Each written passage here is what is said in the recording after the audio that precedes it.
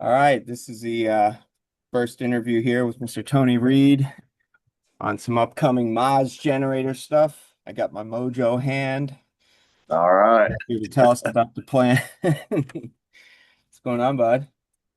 Not much. Just trying to get some shit in order before like my own music, before I get back to client work, a lot of client work. I have a lot of stuff of my own to do after the tour. Yeah, So, well, it's yeah. great. So I'm real excited about this Roadburn live album. I've been listening to it in the car, just been rocking out, hearing some of that.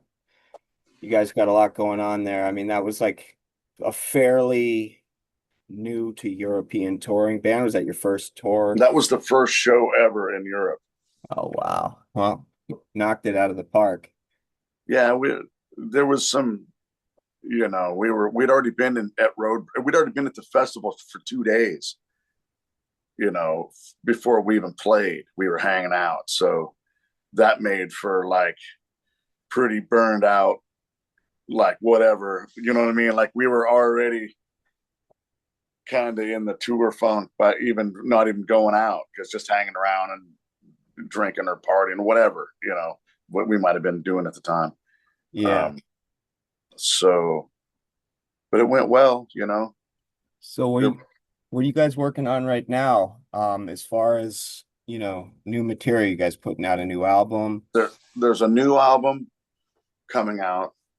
There's another unreleased record that is sitting there, and Wow. then now I'm working on a box set for our second album called The Late Great Planet Earth. It'll come out as a 3 LP box set with demos and then a full remix of the album. And then the third album is an unreleased song from the sessions and a bunch of live material from that we played that are from that album. We couldn't play very many songs from that album because it was so layered. Out of the 12 songs, we could only play three as a That three piece. that third song is a real banger. The third one on the live album.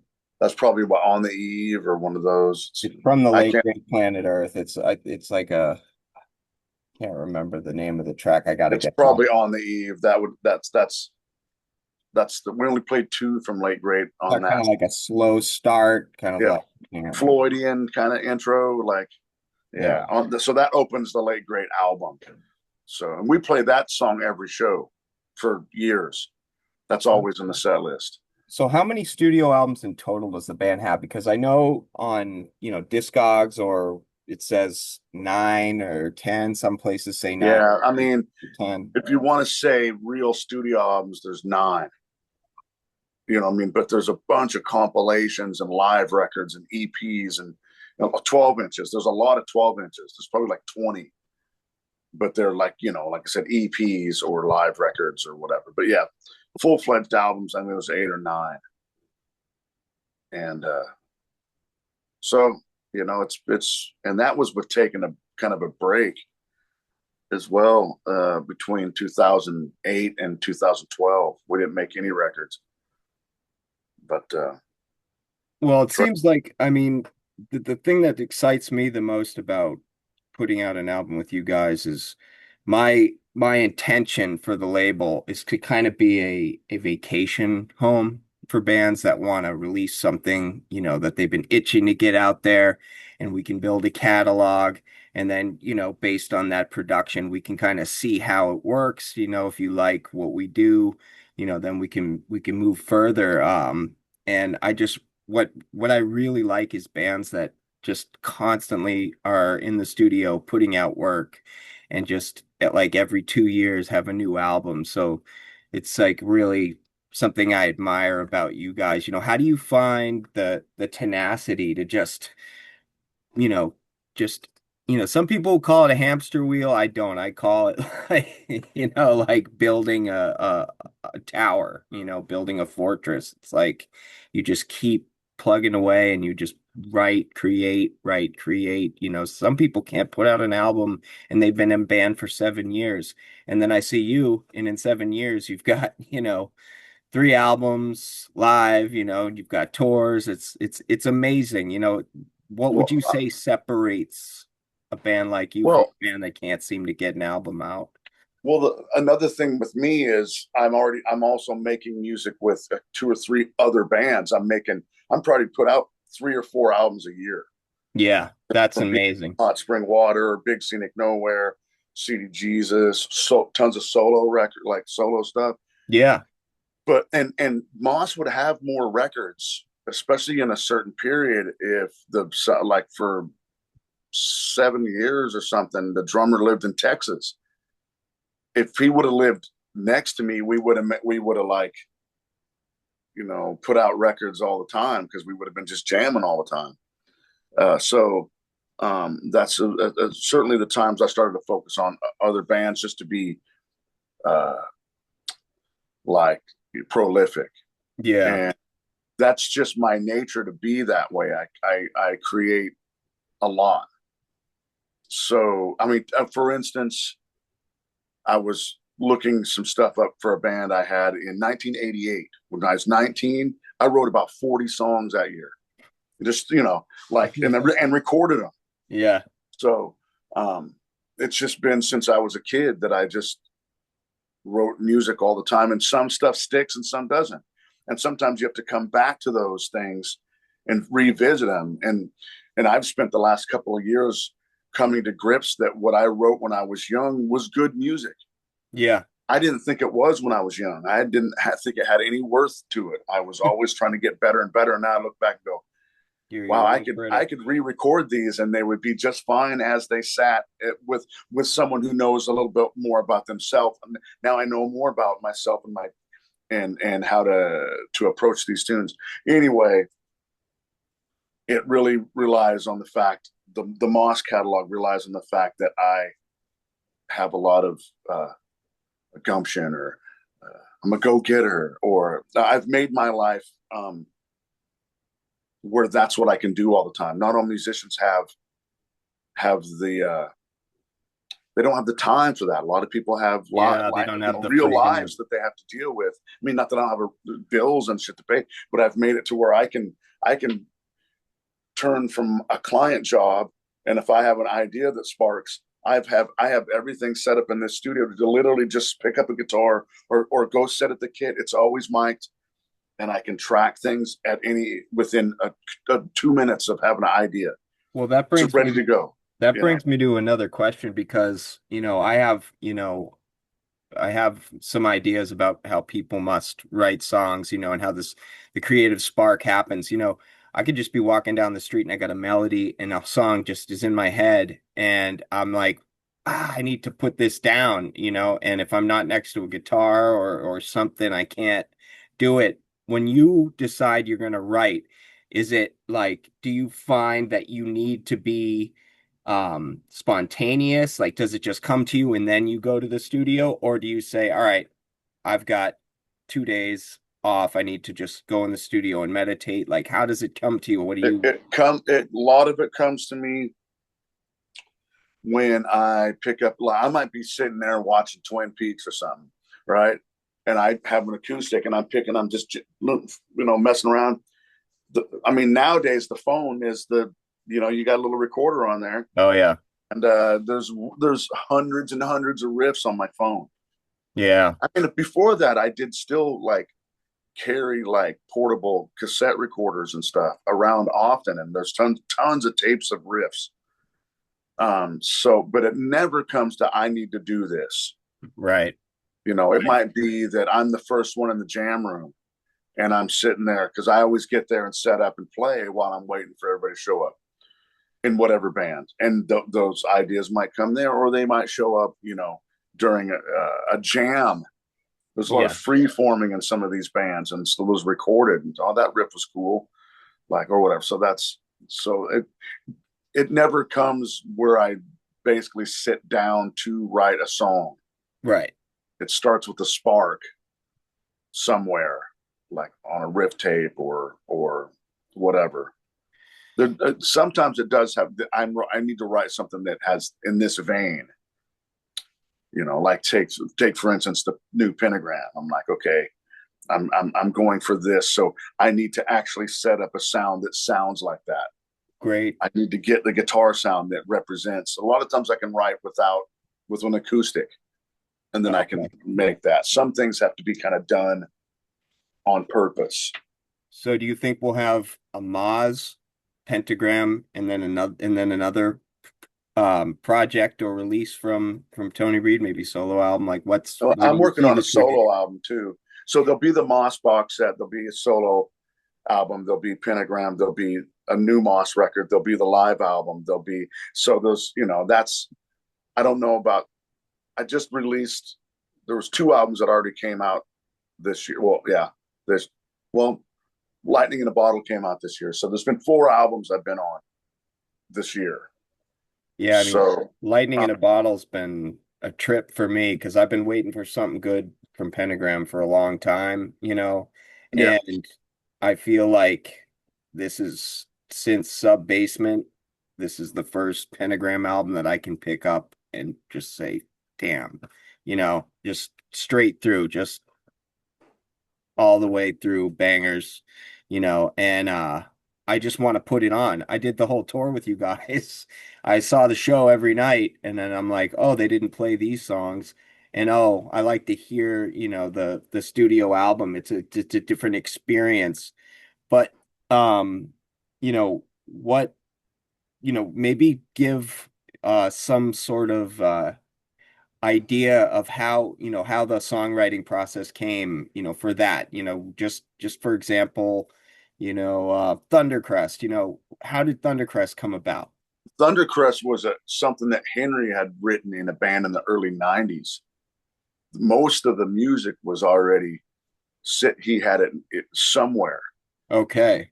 Yeah. So then he just kind of showed.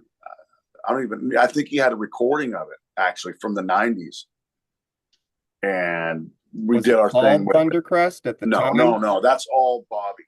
Thundercrest doesn't. Because it So sounds like a ship rolling in, ready to be, like yeah, he piracy heard on the high that. seas.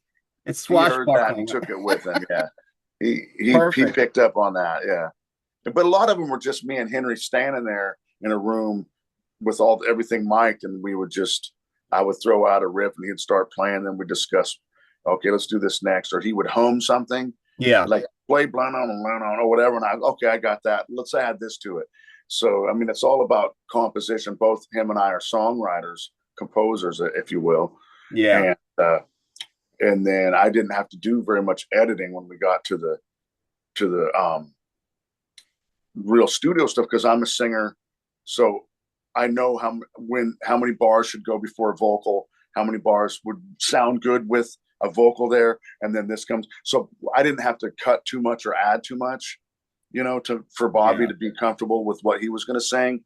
There was a few edits only, but I think Henry and I had it pretty figured out by the time we got there. The way I understand how Bobby writes, and I've seen him do it before with when he was doing the Basement Chronicles stuff with Dave Sherman, is he would just kind of lay back. He'd say, "Lay it on me." He'd hear the song, he'd kind of go over it, and he'd just lay out a take, and he'd Yep. have something in his head, and then maybe go back to it or just leave it. He just literally did this in one take. One of the songs, I think it was called South Side of the Swamp, he just sang it and that was the song. They were like, "Here's the new jam." He didn't even listen to it first. He just put it on and just sang it right through in there. Huh. And they were like, I mean, that was a fun record. They were just doing, just the guys in the basement just goofing around. But I mean, it passed the muster and they ended up using it live at some Pentagram shows. They played it as a band when he Huh. first came back. Yeah, I mean that's pretty much what he did on this record. Yeah, He I mean, didn't really listen to the tracks we sent him. We sent him like 19 songs or something to choose an album's worth. yeah, Came in and there was a few he liked. I mean that he remembered, and then some he's like, just let me hear it. And then Henry sent him that Mos Generator song that I wrote as a tribute to Pentagram years ago, and it okay. had on like this EP, like a real deep dive split EP with this band, and he heard it and he's like, let's do it. And I Spoke to Death is one of the highlights of the That's live a set, you know. very good track. Yeah. But it was written totally as a pen like for as a pentagram tribute. I think what really worked on this was that, you guys are being West Coast and Henry being from Texas and Bobby being from the East. It kind of brought what Pentagram already had, and then you guys brought this other, Pacific Northwest. I don't want to say specifically grunge because that could mean different things to different people, but there was just this production, and I don't know if it's because you're from Seattle, but all the best things that I like about that Seattle sound, like the early Soundgarden, Melvins, like just things maybe that I've heard, or there were just familiarities in the production and the style that maybe just comes second nature to you, but Yeah, it was yeah, like this yeah. great blend. And I was like, man, this is what needs to happen because it's not like a derivative album of the early Pentagram. It's a new Pentagram album with a whole new set of values that maybe would never have happened unless he got somebody from the Pacific Northwest. Like it's a treat. It's like what if Bobby, recorded with these guys and not what if they did, and it just comes out in a particularly savage, sort of amazing, intense way. So I think that's what really separates this new album. And, are you going to continue in that spirit, or what's the overall vibe for this next? I have to be honest. I don't really like the record very much. You don't like the last album? Nope. Oh, okay. Uh,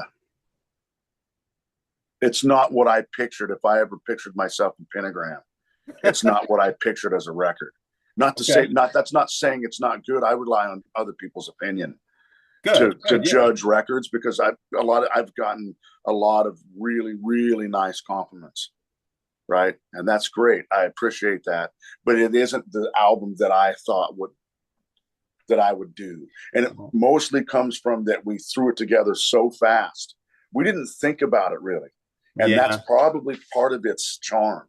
Yeah, I think there's I'd a have to say. spontaneity, but a familiarity in the spontaneity that really just, it's like, okay, you guys became the best at what you do right then and there, and maybe you ignored all these other ideas and little things that you like to put into your creativity. You were like, there's no time for that. We just have to rock, and you did. And Yep. it has that flair. To me, and it gave people who have been longtime fans of the band something different, you know. Yeah. Because I can't Um, look at it like a pentagram record. I just can't. I've only listened to it one time since we oh wow. finished it. All the records that I record, I'll get it in the mail when it comes in, and I look at it and put it away. Next, like Yeah. I don't need to listen to it. I had to sit there through the whole thing. Yeah. So I don't. Okay. It takes me years to come back to records that I've made. Sure. No, that's understandable. When I That's listen to them, understandable. I hear everything I wish I would have done. Oh, I see what you mean. Yeah. Well, I don't know if I would say you're your own worst enemy, or you're that's not the way I would put The it, but worst critic. you're your own worst critic. Yeah. It's like, but that's cool because, you got to have some level of humility, but you also must have some belief in yourself that you're a badass and you know what you're doing, because I don't think you'd be in this band if you weren't. So it's like, we now that you've done a Pentagram record, it's almost like uh I'm really looking forward to seeing what the next Mos Generator album is going to sound like. Is it going to have Pentagram influence? It's really it's different than our other records. Moss has a tendency to do go different directions. The Yeah, fans have also become used to like what are they going to do now? Like what's this right. going to be like? Well, I'm Uh, familiarizing myself with the catalog, and when you guys all got together, Bobby started ranting Raven, so we just, did a little dive in, but I haven't had any time to listen to new music. So when I got back from tour, I've been listening to like 10 albums a day, just, hungry for it, just going through my records and listening to new stuff. And checking out what we're going to put on with the label. And, I've always wanted to release live albums. So when you said, hey, we got a live album, I'm like, okay, got a live album from a band who has a great catalog, a 20-year plus history. This is exactly what I want. And I Well, it really helps fell that in. it's Roadburn. You know, Yeah, of course. when I listen to it, I get a little bit cringy on some of our mistakes, and particularly mine. Um, but the energy is pretty good. It's a The young room band. You was guys are ready. younger, and it's I mean, and I, in the liner notes it says, for people who don't mind mistakes, which most people don't, no, they want to this is hear it. going to be good for you. Like, and I can hear the mistakes, but mostly people can't. Well, I So, became a big live fan album during COVID. Before mm, COVID, I liked live albums, but there would only be a few that I'd listen to and that, or certain bands I would listen to live. But during COVID, I didn't get to see concerts for years. So I would just be sitting at home and I just started downloading or buying bootleg concerts or just making my own cassettes or CDs from online, just downloading, to the point where I got just like hundreds of live concerts and that's all I would listen to. So it really changed my perception. I got to appreciate a concert even more and all the nuances, of course, being in the business, going on the road, it just now when I hear live albums, I think more about everything. So, did that change for you, COVID? Did it make you appreciate certain things more, certain aspects of solitude, or were you kind of going stir crazy? no, I'm already into solitude. Like, I'm like, all right, cool, man. Like, I don't, Yeah, well, Moscot had 3 European tours canceled during that. We would just rebook it for next year, same time. right. Next year would come around, couldn't do it. Next year would come around, couldn't do it.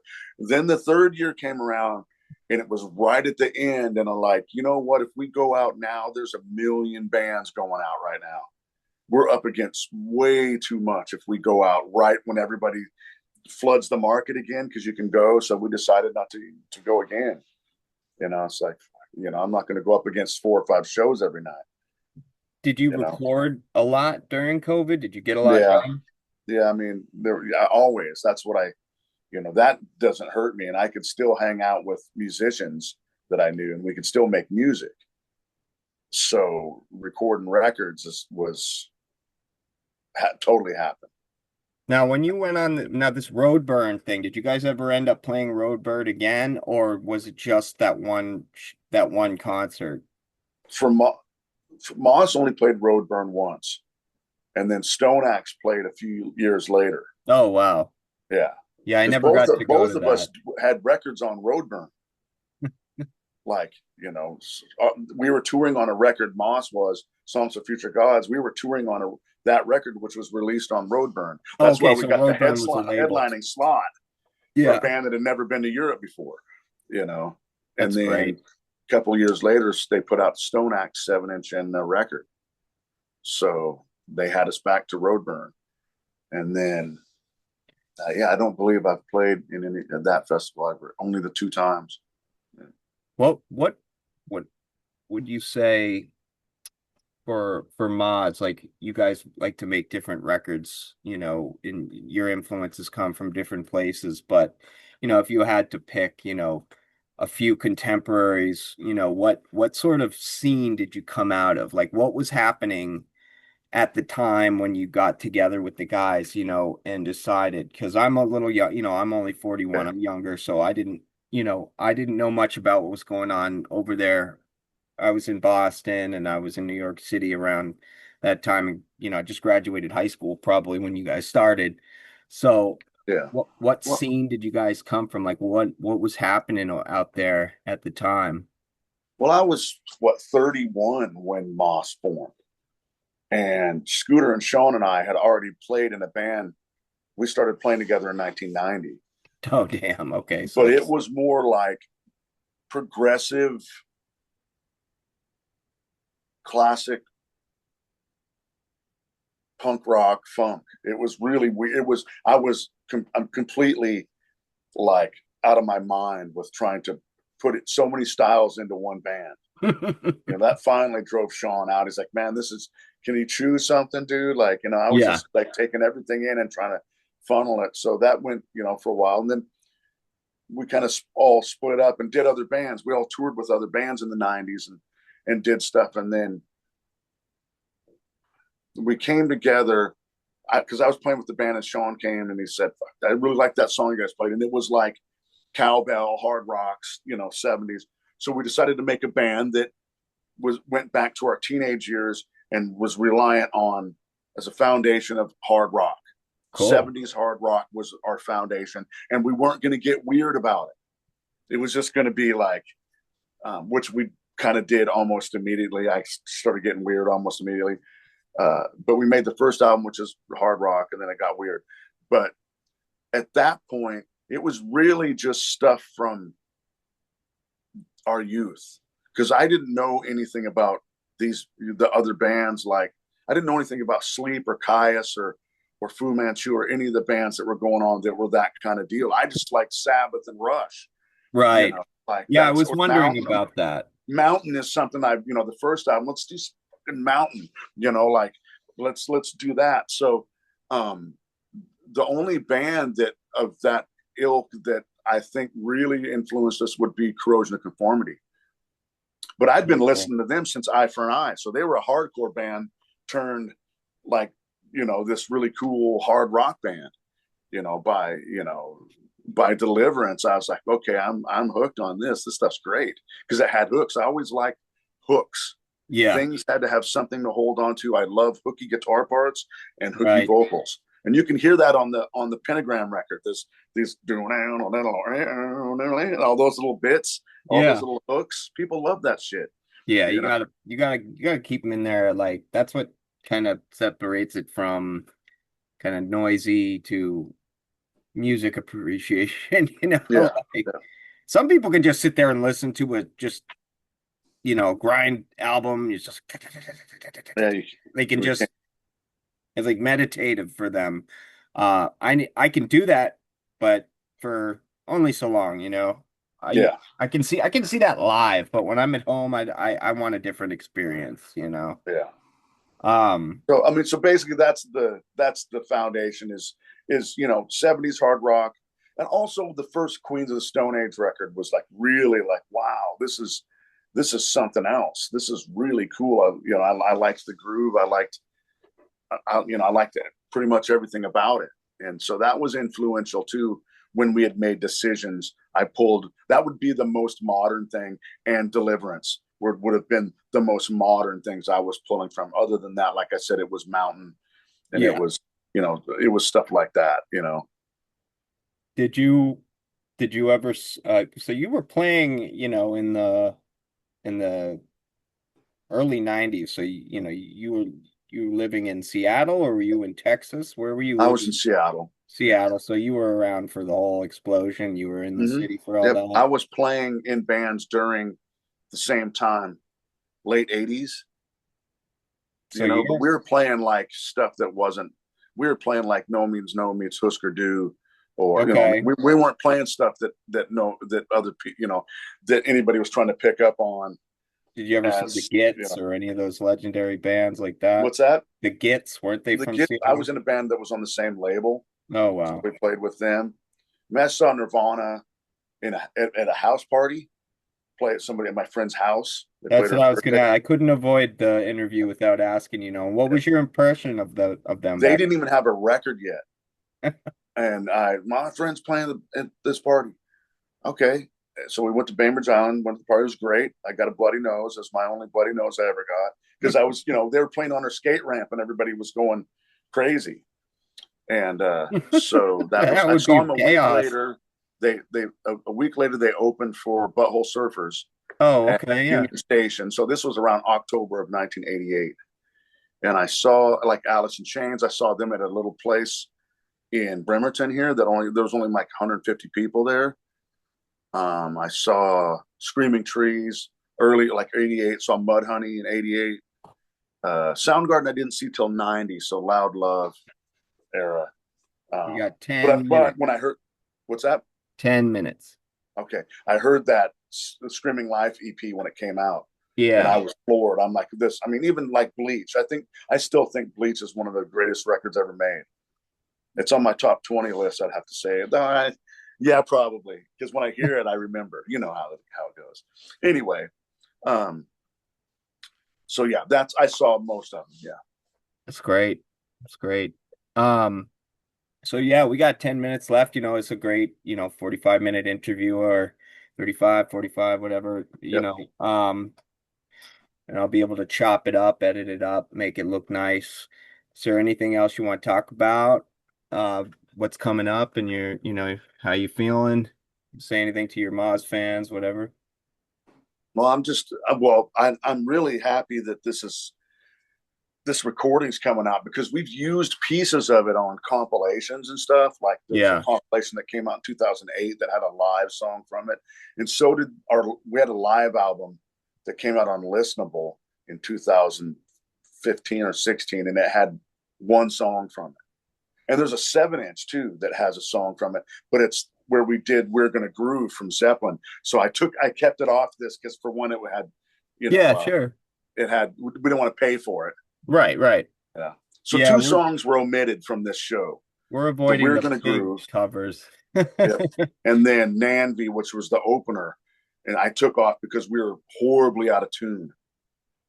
See, I hadn't pulled my guitar out of the case since the airplane, and I somehow didn't change the strings from Stone Axe to Moss, so I was using 10s instead of 11s, and the guitar was it was going crazy, right? So, um, yeah. Anyway, uh, yeah, I'm really excited for this to come out because I think with its warts and all, it's still a really good representation of the band uh, in a certain period that is fond memory.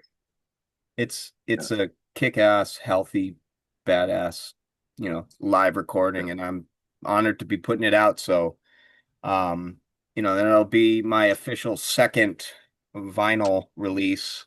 And to have a nice two double LP, Yeah, that's cool too. That it's a double LP. yeah, I mean it's just great, and we'll try to get some digi packs for the CD, the must have in your car, CD collectors, Yep.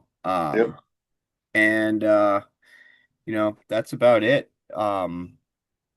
I'd say, I look forward to getting that first test pressing. Do you know when that's gonna? No, I'm keeping. I haven't got any information from the label yet, or from the pressing plant yet. Right. So I usually do this thing where I don't do test pressings.